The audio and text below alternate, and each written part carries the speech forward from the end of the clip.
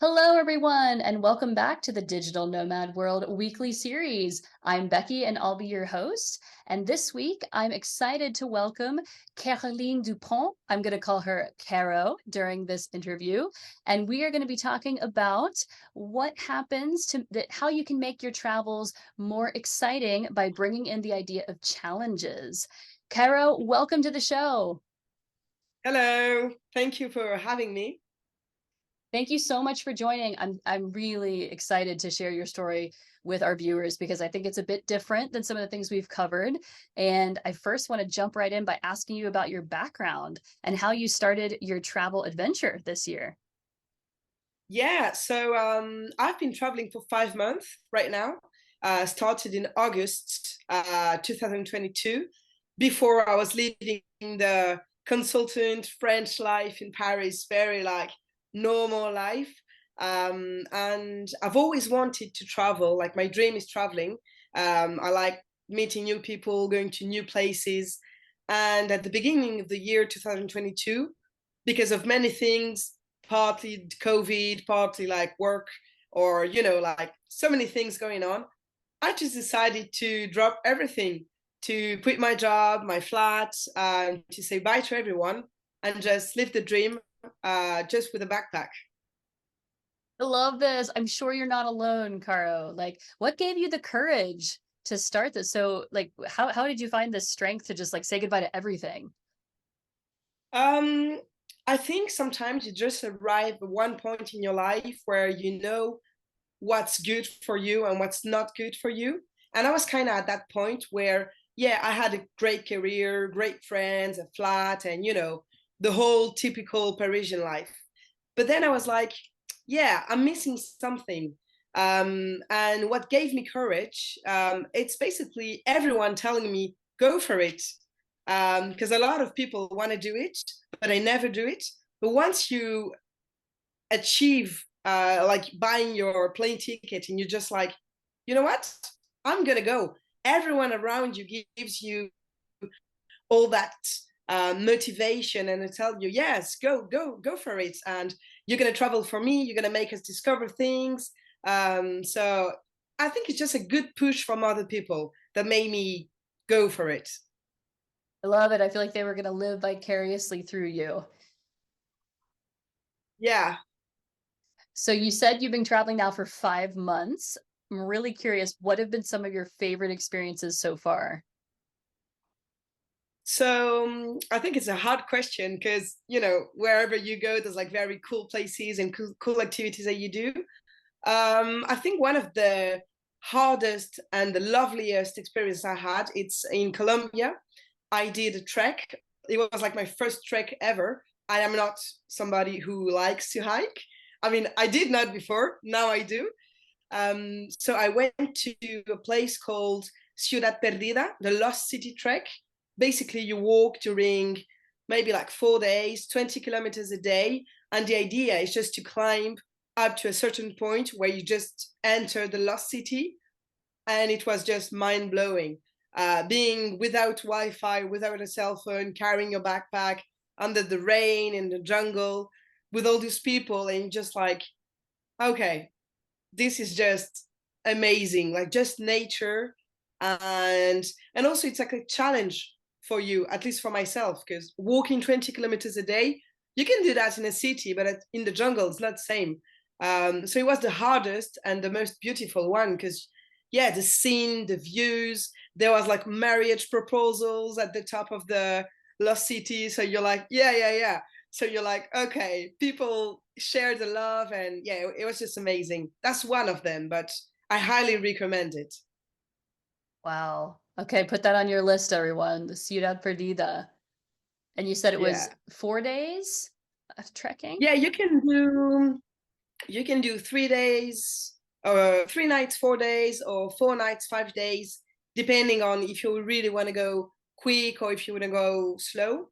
I did 3 nights, 4 days, more than enough, because after your legs are like very shaky. But yeah, very, very nice experience. And also living in a community for 4 days, just you and the community, going back to playing cards, just to have talks with people. just like normal interaction, social interaction, but like not with phones or Instagram or whatever. So really cool experience. Oh, it sounds amazing. Any other experiences so far? I know, can you tell the listeners, the viewers, where you've been so far in these 5 months? Which part of the world? Yeah, sure. So I started in Central America, in Mexico. So I did Mexico for like a good month, then Guatemala, Belize, Nicaragua, Costa Rica, Panama. So that was for Central America. I didn't go to El Salvador. I mean, I did, but just for 2 days. And some things happened there. Like I got bitten by a dog, so I kind of went out of the country really quick. And then South America, I did Peru, Colombia, Chile, and Brazil. And now I'm in Argentina. So depending on the country, I can stay like a little bit longer, like a month or a bit more. In other countries, I just stay 2 weeks or 3 weeks just to get a first impression of the country, and then I will see if I go back or not. Okay. Where do you plan to go after South America? What is your next continent? That is still in progress, but I think I'm gonna spend like a few weeks in the US, just because I don't really know this country. Then I will go to French Polynesia, because I think it's like amazing to go there. And originally, my plan was after to go to New Zealand, Australia, Asia, and then in Africa. I say originally because traveling, you meet so many people, you make good connections, and at some point, maybe you want to reunite with those people. So the planning can change a little bit, but my goal is still to travel around the world and do a proper loop, not visiting every country because it's not possible. But yeah, that's mainly the objective. Okay. And when ideally are you targeting the end of your trip? Well, I said roughly 1 year. It can be a little bit less or a little bit more, but I would be probably returning in September, September in France, just for holidays, because I'm not gonna go back and live in France. I'm searching for a place to live, maybe to work also, which is not gonna be France. Okay. Okay. So already I can tell you've learned some like next steps Yeah. through these travels and some new directions. That's great. Okay, so I wanted to touch on the topic that I brought up at the beginning. So as you started traveling, I know you started thinking of ways to get more creative with your journey, and I think this is something we can all perhaps implement into future travels that we have. I think it's really creative what you shared. I was following your Instagram, and you asked your followers to challenge you and start giving you Yes. challenges. And you also started a giving challenge. Can you share some of those things that you were challenged to do and how that went? What challenges have you done so far? Yes, absolutely. So the idea was to entertain myself, the first idea, but also to be able to show a little more of the culture, of the people, of the places where I go to. So some of the challenges can be proper challenges like do some acrobatic scenery with three people from three different countries, for instance. Um, which is really fun because you have to find three people from three different countries or continents and just ask them, can we do that? Because it's a challenge.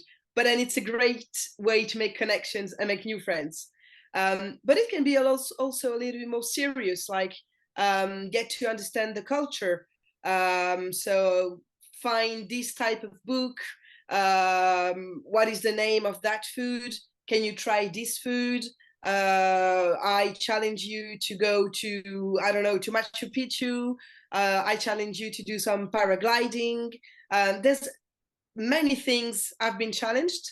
And I think it's very interesting because at the same time, I do it for myself, but also I make people understand and discover the culture. Like, for instance, when I was in Colombia, I posted a lot about the music, what type of music is that, and just make them discover where does it come from, why people listen to it.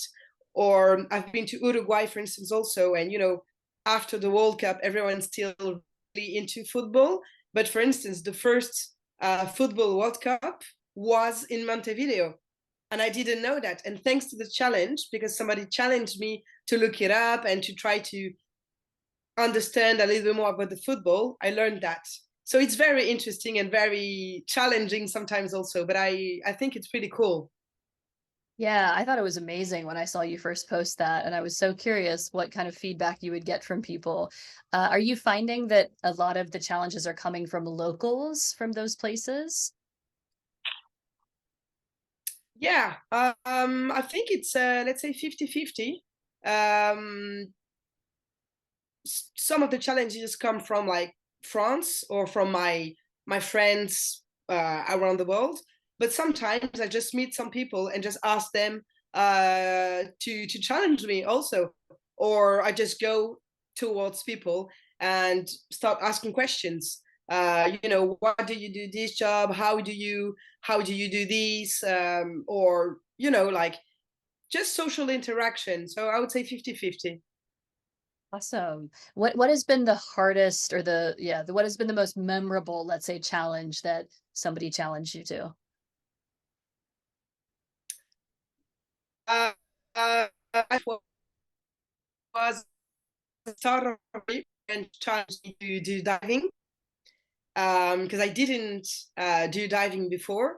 And one of the challenges was basically to go take the license, the pack, which I did, and then film myself with the animals. So I'm not very like comfortable in the water, like very, very deep.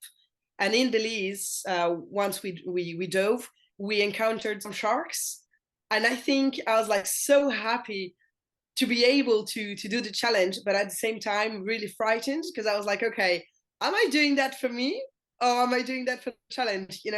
But once you do it, you're like, okay, thank you, because now I can dive and I can start to appreciate also that, like, okay, it's pretty cool, frightening sometimes, because obviously, even if it's small sharks, it's still a shark, like it's not something that you find every day.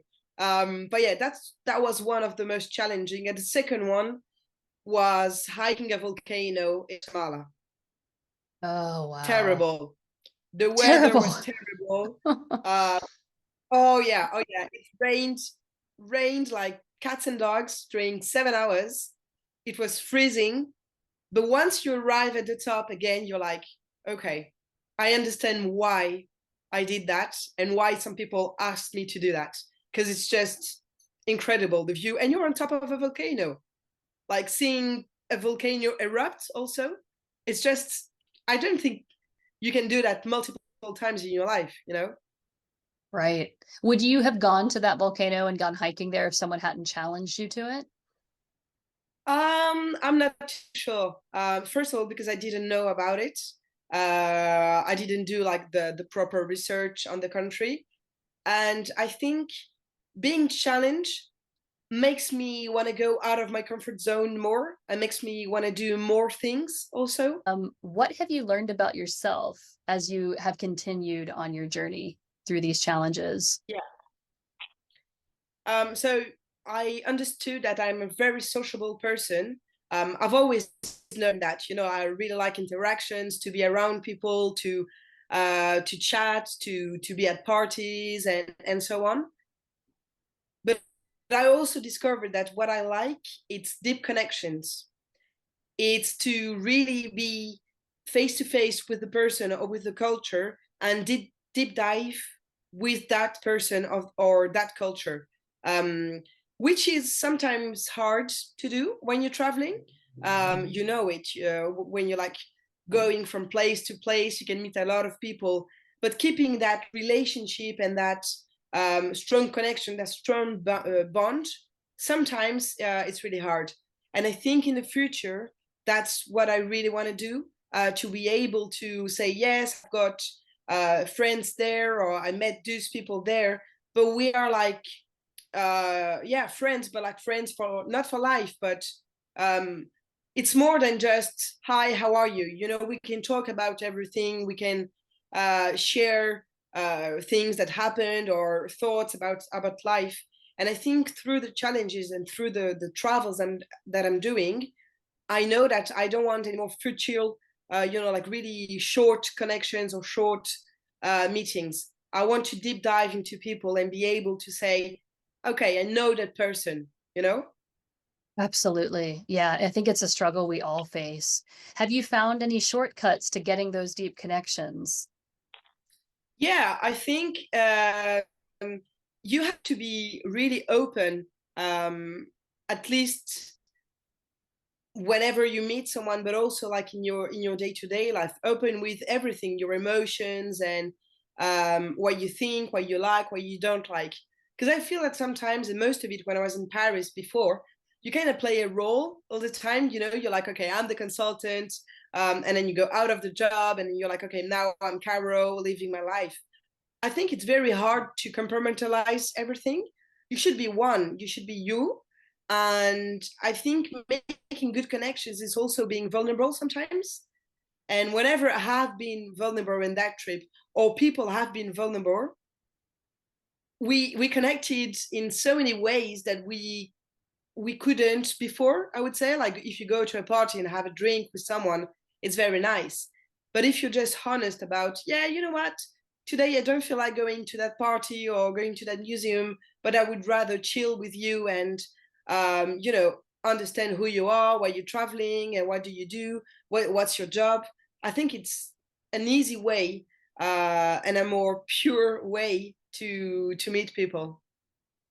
I completely agree. I think that is a great tip for how to, yes, more deeply connect with people. And I'm sure too with hiking and with these challenges where you mentioned you were scared when you were learning scuba diving, Yeah. things like this, like people are going to see those vulnerabilities because you can't help but show them. And it's such a bonding experience to do those types of Yeah. things.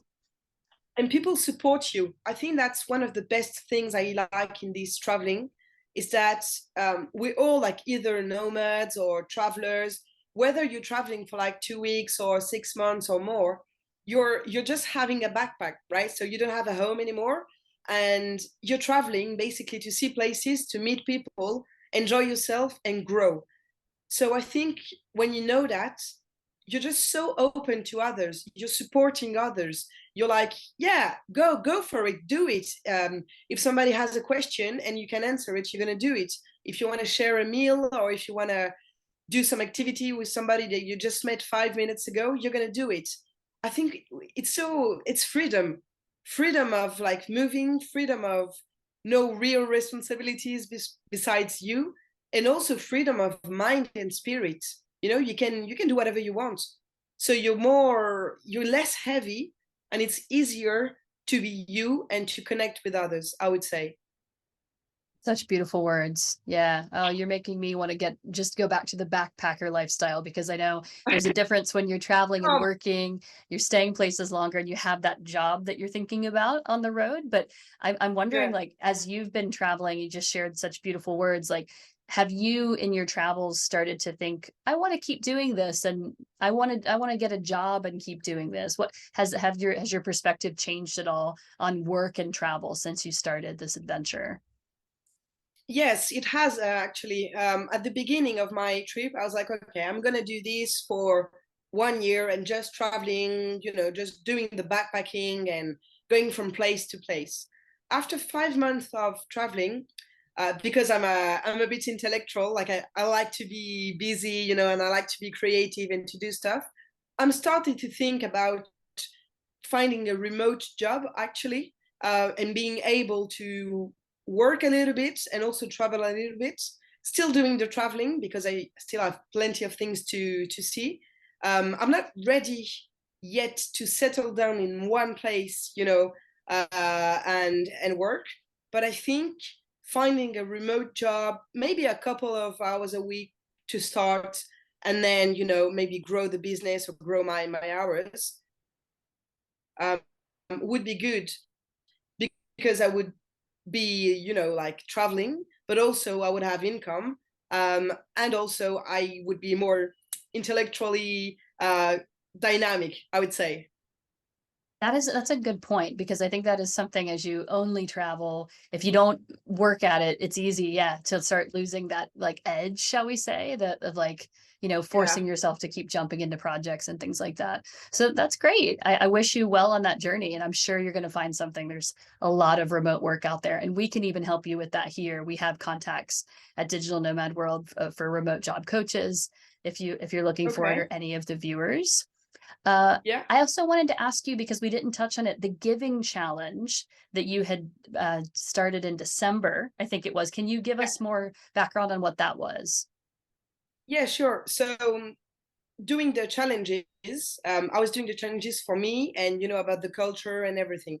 And when we started December, um, I thought I could reflect on the few months I've been traveling and also start to reconnect with my family because it's December, I'm far away. And then I was like, okay, I'm very fortunate to be able to travel. Like I said, no responsibilities, no job, no kids, no whatever. And I wanted to be able to share that joy and share what I can with other people. So I started asking people on Instagram what I could do to help others people in the country I was in December. So people told me to be able to give some coffees, to pay for some meals, to maybe buy some toys for kids, to have good connections, to have good discussions, basically to do whatever I can to make December and to make that month of family tradition, whether it's Christmas or Hanukkah or whatever, like the whole um, month of of winter and giving to people. So I started doing that and it felt great. I met good people, just having a coffee or just telling to people that they don't have to pay for the meal because I did pay for the meal and I don't want anything in return. There's a sentence that says sharing is caring. I think it's really true. I just did that just for me. I didn't do it for the gram, as we say, or for like people to be like, oh my God, she's doing this or that. This is so cool. No. I just did that for me because I wanted to be able to spread some love and to spread some happiness because sometimes December is not the most fun months for people, that cannot buy things or, be with the families. So that was the idea. And it worked kind of well. I'm really happy I did that because I got many smiles. And I think that's the most important thing to when you can make somebody smile, your day is great. I love that. That's so beautiful. And I think we could do it every month, any month we want, the way that you've Yeah. described this here. I mean, hey, I challenge all the viewers that are watching, try it next month and see how you feel, and share and care from your own side. And imagine how much better the world would be if we were all in that mode. Yeah, that's very easy to do, whether it's like some money or like I said, just helping someone, taking the bags for somebody else. It's so easy, a lot of people do it. I did not invent it, but once you do it, I think it's you feel okay with yourself. There's like that alignment. You're like, okay, I know I did that and I'm really happy I did so. Well, thank you for sharing that. And I'm so excited that you came up with these challenges, because they're such great ideas that need to be spread even more. So Yeah. I'm going to challenge myself to have people challenge me as well, Caro. I'll let you know how it Yeah, goes. um, I think you'd be great at it. Thank you. I hope so. I hope so. I do want to ask you now if you could give a tip to someone who is starting out on an adventure, such as yourself, that's who's now been going for 5 months. What tip would you give people? So as a solo traveler, I would say stick with your solo traveling plans.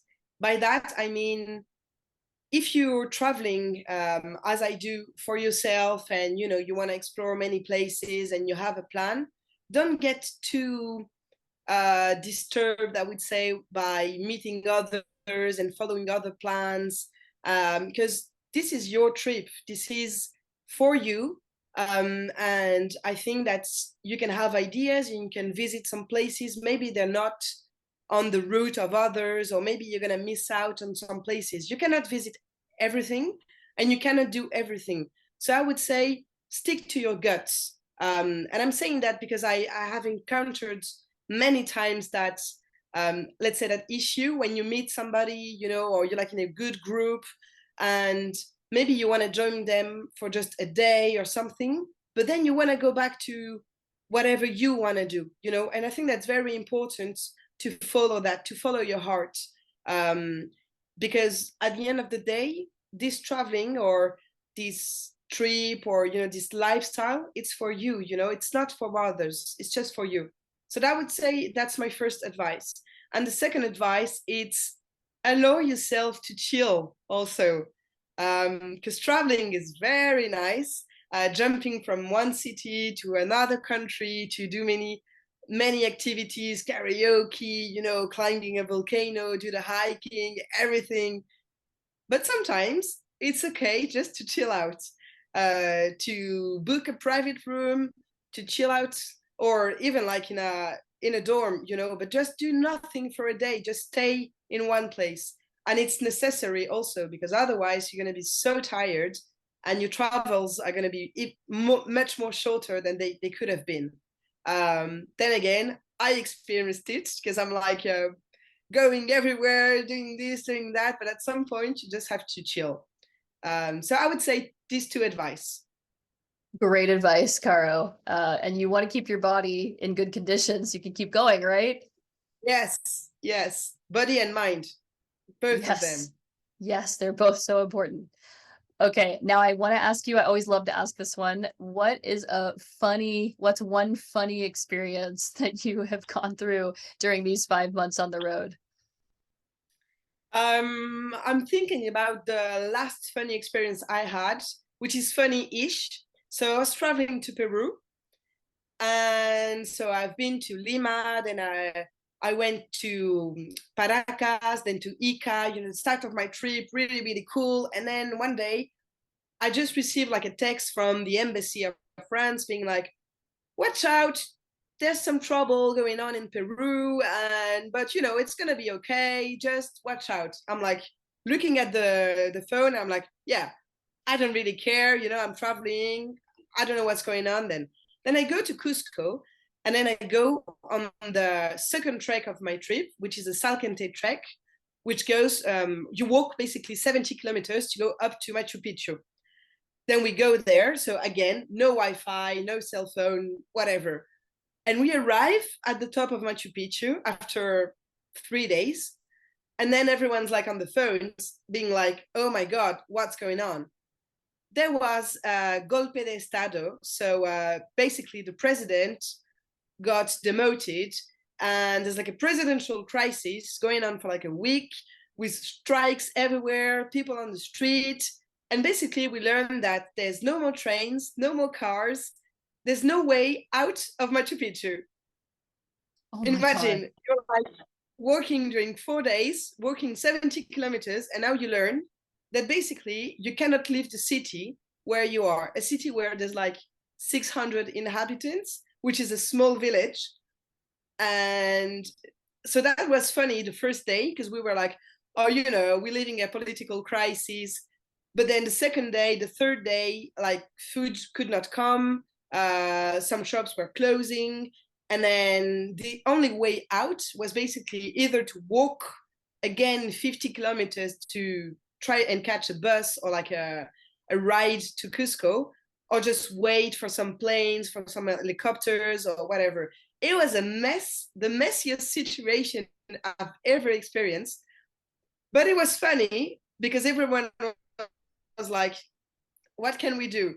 So you were basically having a beer with this person, then going play cards with the other person, going to the thermal waters. It was madness. And I was like, it's so weird to experience a situation like that.